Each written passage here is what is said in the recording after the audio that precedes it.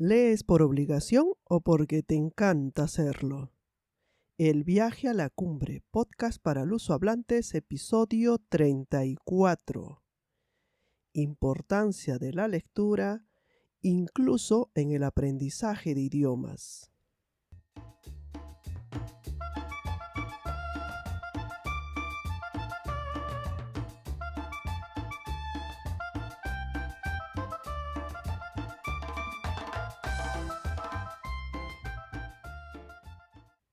Soy Olga Perlas, profesora facilitadora del idioma español para lusohablantes. ¿Listo o lista para un viaje más? Y recuerda, no dejes de aprender, que la vida nunca deja de enseñarte. Bienvenida y bienvenido a nuestro encuentro. ¿Sabías que la UNESCO declaró como Día Mundial del Libro y del Derecho del Autor el día 23 de abril? Hoy nos acompaña una persona que es adicta a la lectura. Estoy segura que te va a gustar escucharlo porque no sabes cuánto le encanta leer y qué bien le ha hecho hasta ahora. Acuérdate que te dejo la transcripción y algunos ejercicios extras en Patreon. Te voy a dejar el enlace en la descripción de este episodio. Además puedes encontrarme en YouTube. Me encuentras en las redes sociales como Olga Perlas _clases de español. La segunda parte está escrita en portugués. Te lo digo por si no me localizas. No es la primera vez que nuestro invitado acepta estar aquí con nosotros. También lo puedes escuchar en el episodio 23. Empezamos. ¿Puedes presentarte entonces? Soy Federico Morante Trigoso, profesor universitario e ingeniero electricista, pero por causa de mis estudios de posgrado entré a estudiar diversas áreas, ¿no? Además de ingeniería. Y actualmente enseño en la Universidad Federal del ABC de aquí en Santo Andrés, de San Paulo. Bueno, para ya empezar con el tema que nos ha traído aquí, quería preguntarte qué o quién o quiénes hicieron que te empezara a gustar la lectura.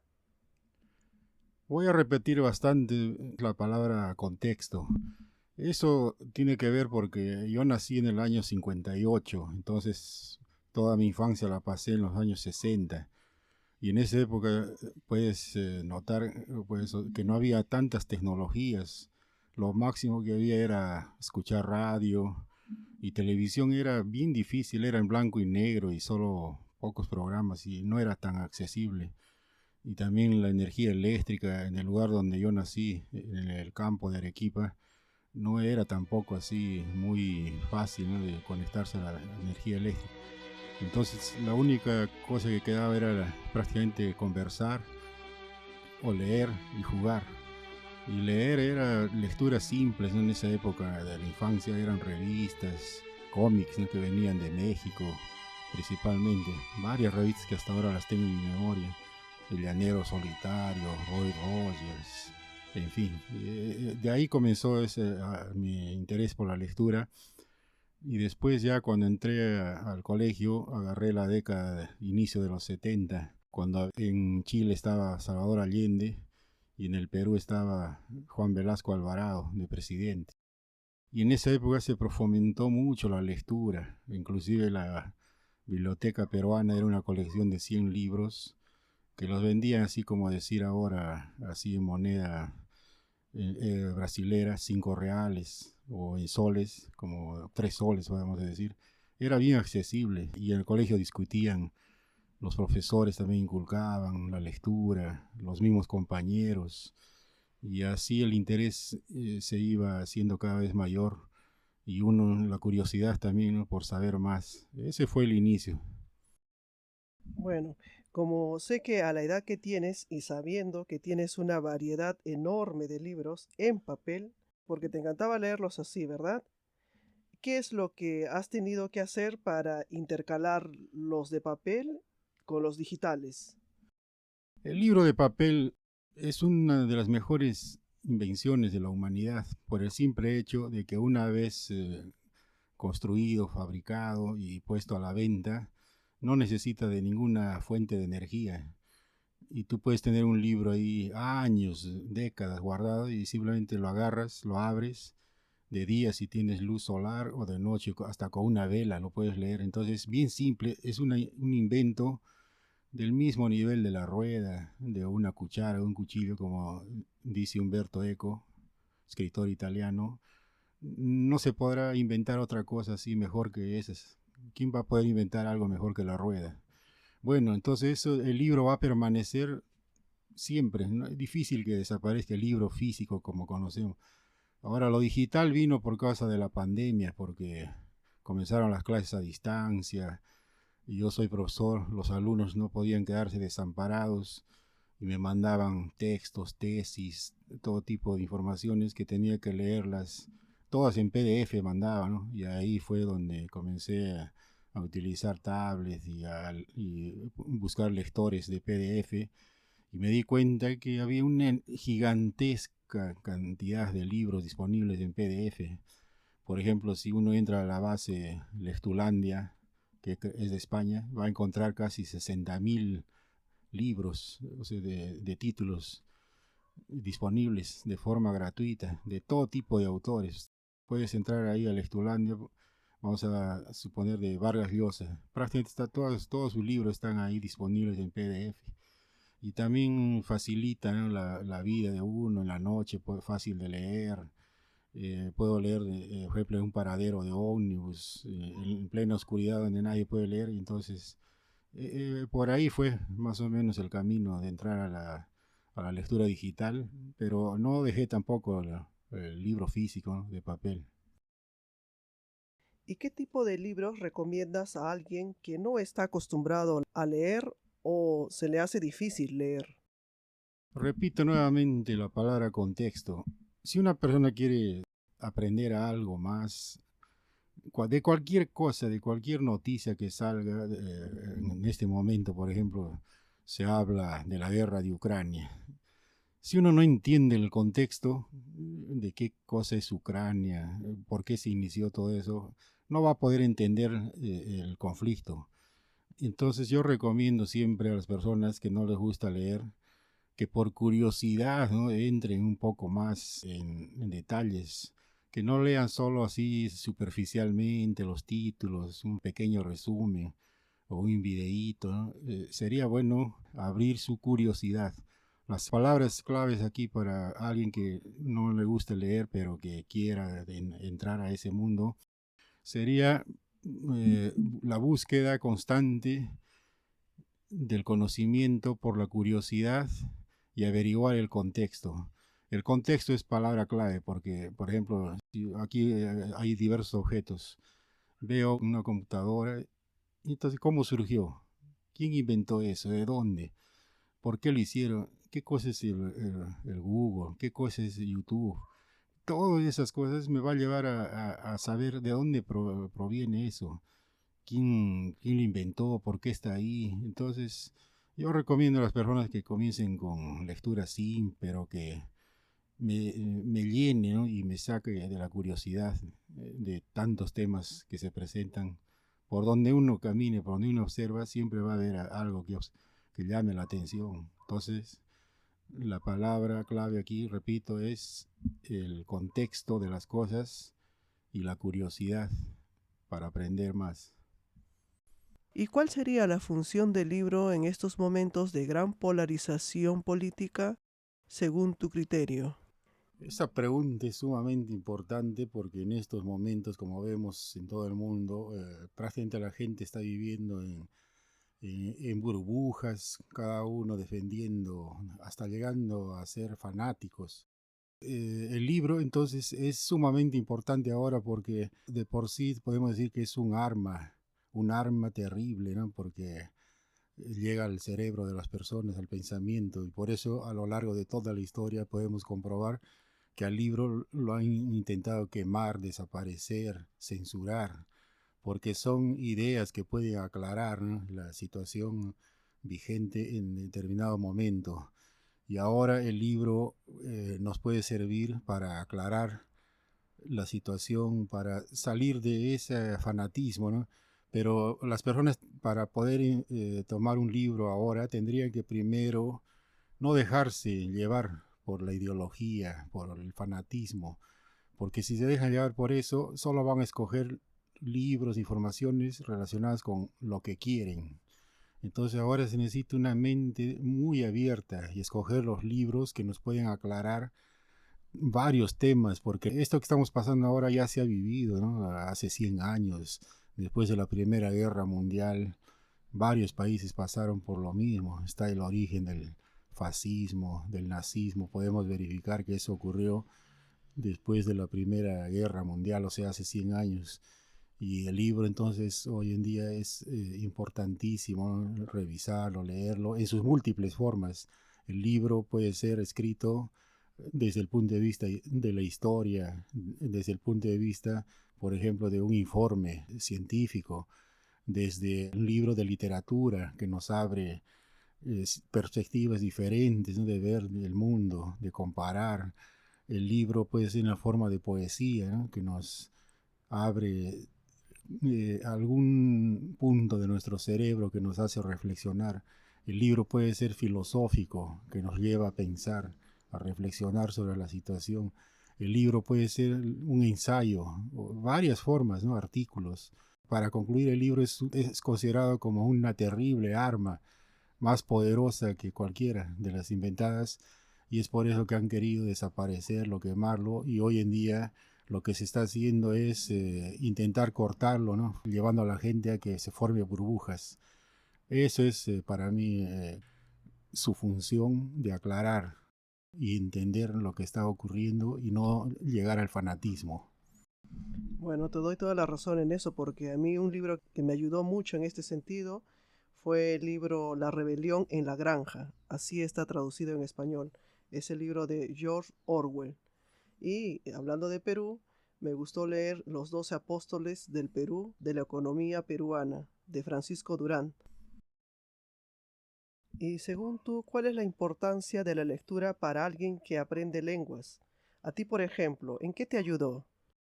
A mí me ayudó muchísimo, porque cuando yo llegué al Brasil fue el año 79, tenía 20 años más o menos, y en esa época, cuando llegué a San Paulo, yo no sabía nada, nada de portugués, y no había tampoco escuelas, y tampoco no podía, ¿no?, porque llegué así como cualquier inmigrante. Y yo lo primero que hice cuando comencé a trabajar aquí de electricista fue comprarme un diccionario de portugués. Y de ahí me compraba o me conseguía, hasta encontraba en la calle periódicos, revistas, me las recogía y leía así, intentaba leer, ¿no? Al comienzo era difícil entender, pero poco a poco iba marcando las palabras, buscándolas en el diccionario, y cuando me di cuenta, poco a poco, ¿no?, iba incrementándose mi vocabulario, encontraba así diversas formas de escribir una cosa, otra. Entonces, para quien está aprendiendo un idioma es importantísimo leer, ¿no?, porque siempre, por más que domine el idioma, sea cualquiera, inglés, portugués, español, siempre va a encontrarse con palabras nuevas, con palabras diferentes. Y eso va a surgir de la lectura y también de la forma, ¿no?, cómo se utilizan esas palabras, de cómo el autor las utiliza. Y también hay frases, ¿no?, refranes, proverbios y citaciones. Entonces es importantísimo para alguien que quiera aprender, y para alguien que sea, por ejemplo, un brasilero que quiere entender la cultura de América Latina, se va a encontrar con realidades, ¿no?, de infinitas realidades. Si tomamos solo Bolivia, no podemos generalizar que Bolivia es solo así un país, es totalmente heterogéneo. Hay regiones, ¿no?, collas de altura, regiones, lo que llaman los cambas, de la región selvática, diferentes formas de música, de nombres de animales, plantas, solo tomando Bolivia. Nosotros que somos del Perú sabemos, ¿no?, cómo es la diferencia entre norte, centro, sur, costa, sierra, selva. Si tomamos México, de todos los que son de México, Ciudad de México, diferente, ¿no?, los que son de Guadalajara, de Chiapas. Entonces, si pensamos en todos los países de América Latina y de España mismo, en España mismo vemos que los de Madrid hablan muy diferente que los de Barcelona, que las otras regiones. Entonces la lectura mismo de periódicos, revistas, libros de cada autor de cada país nos va a proporcionar un enriquecimiento gigantesco para aprendizaje del idioma.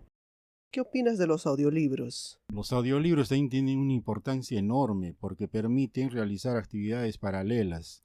Por ejemplo, uno está cocinando o uno está haciendo algo, lavando o reparando alguna cosa. En mi caso hago varias actividades así manuales y aprovecho en esos momentos para escuchar, sea podcasts o otras cosas, noticias. Y también hay, ¿no?, hay libros, audiolibros que te van relatando. Y ahí entonces me parece que es una forma, ¿no?, de también aprender, ¿no?, de lo que dicen los autores. Claro que no llega a ser con la profundidad de la lectura mismo. Por ejemplo, cuando yo leo de forma digital me gusta marcar frases, textos. Soy un marcador de textos terrible.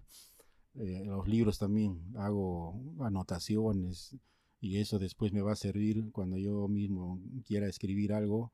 Ya sé dónde está esa citación. El audiolibro, claro, no llega a eso, pero ya es una forma de aprovechar el tiempo y también de esa forma uno enterarse, ¿no?, de la lectura correspondiente. Entonces, por ejemplo, para quien está acostumbrándose a leer digitalmente, podrías recomendar, quién sabe, Kindle, ¿no? Quien quiera leer así digital, en forma digital, yo recomiendo un tablet. Yo cometí el error de comprarme un lector así, pero no ofrece muchos recursos y la cantidad de libros disponibles tenía que comprarlas directamente por ese lector. Y así que buscando por Google encontré una recomendación de una persona que decía que la mejor opción para una persona que le gusta leer es comprarse un tablet, ya que va a tener con el tablet acceso a todo tipo de informaciones, va a poder leer de la misma internet, ¿no?, de periódicos, revistas, y va a bajar libros y va a encontrar ahí varios lectores, ¿no? Yo utilizo como lector ahora el Shodo, o sea, XODO, Shodo, en portugués pronunciamos así. Para mí es un excelente lector de PDF. O sea, para hacer una buena inversión, me parece a mí, por mi experiencia, es un tablet. ¿Y tienes algún libro o autor favorito? ¿O autores? Lo que tengo son autores, porque cuando comencé dije que comencé a leer revistitas, cómics. Después la lectura fue avanzando más, ¿no?, para la curiosidad. Cuando llegué a estudiar ingeniería, yo soy ingeniero electricista, me llevó a lecturas de matemática, de ciencia, de una serie de aspectos, ¿no?, de la ingeniería. Pero después cuando hice posgrado, aquí hice en la USP, entré a un programa de posgraduación en energía que era interdisciplinar. Entonces ahí ya me deparé que era necesario entrar, además de ingeniería, aprender otras áreas, geografía, historia, antropología, sociología, etcétera. Por lo tanto, tengo varios autores, así depende del contexto. Por ejemplo, de mi área específica, me gusta un libro que lo releo de vez en cuando, se llama Una historia de la energía. El autor principal es Emery, que es un francés.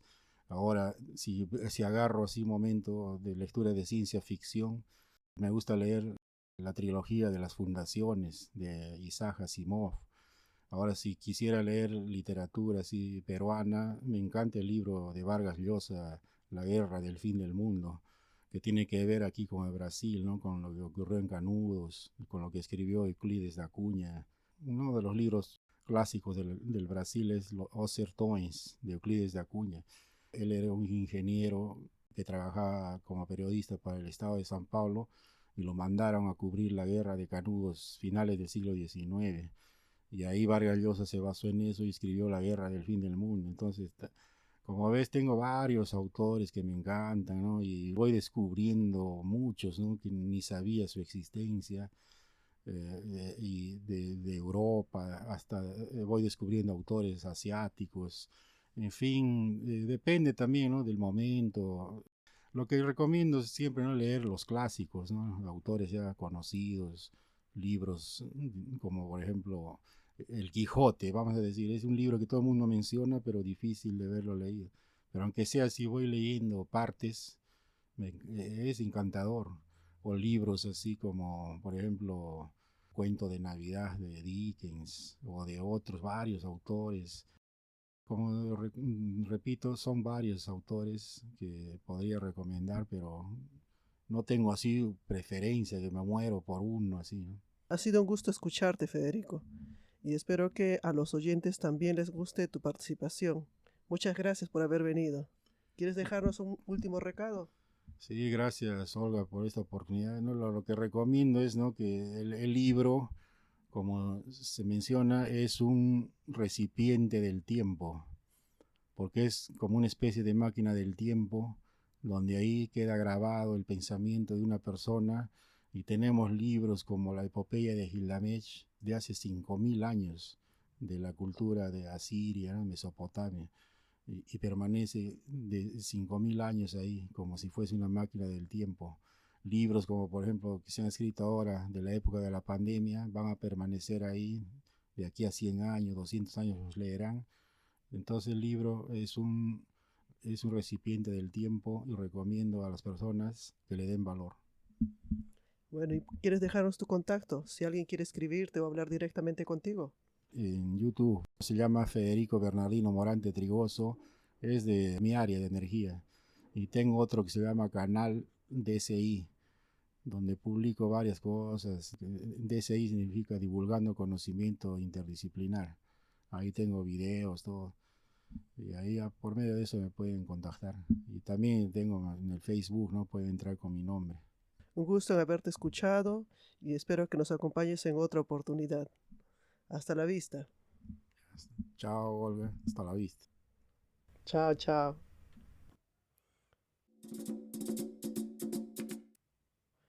¿Y qué te ha parecido la participación de Federico? ¿Te ha gustado?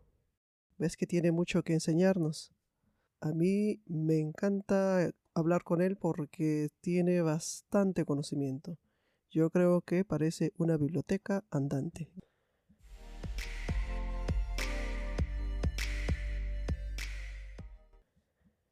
Ojo, ojito con lo que viene a continuación.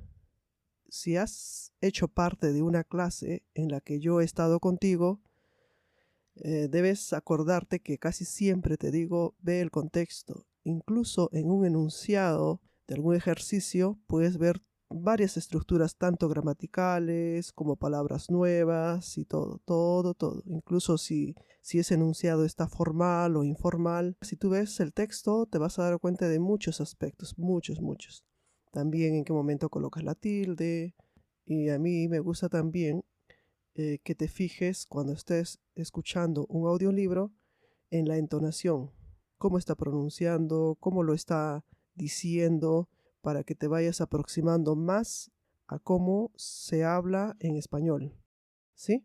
Bueno, y si te quedan dudas y no logras salir de ellas solo o sola, pídele ayuda a tu profesor o profesora o a quien te guía en el aprendizaje de esta lengua. No te olvides.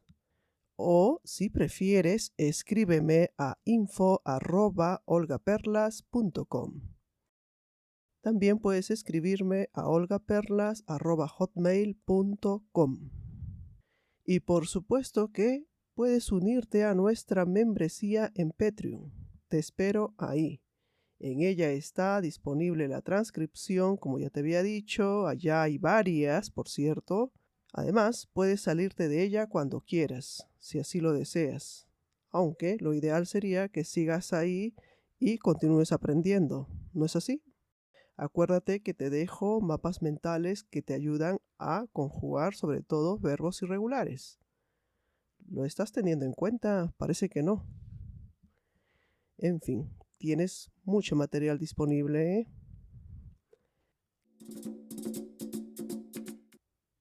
debes acordarte o tener en cuenta que ahora hay un podcast de nivel básico.